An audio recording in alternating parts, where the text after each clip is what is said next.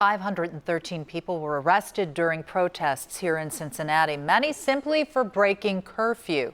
Some city council members say that's not right, and they're pushing for the charges to be dropped. But the city solicitor's office has the final say in this matter. Reporter Mariel Carbone was at City Hall today and shows us what both sides are saying. Well, some city leaders say that if people were protesting peacefully, then the charges for curfew should be dropped no matter what. But the city solicitor's office says that's not something it's willing to do and that it sends the wrong message. Instead, the two sides worked together today, drafting a path to move forward.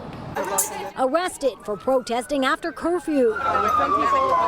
We're being caged like animals over peacefully protesting and walking the streets. Some say it shouldn't have happened. There's no riots, there's no violence, there's none of that. And now city leaders are pushing to get the charges dropped. Dismissal and expungement were those two words that I just had to have the administration understand. Council members Smitherman and Kearney are leading the effort.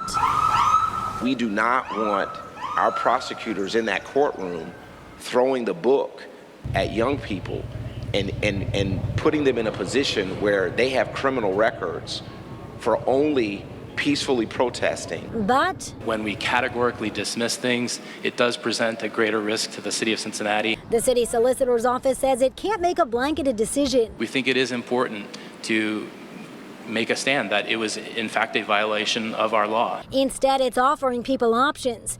And Deputy Solicitor Peter Stackpole helped craft a motion passed by the committee laying those out. Here's what that motion includes. On a case-by-case basis, the charge will be dropped if a civil liability waiver not to sue the city is signed.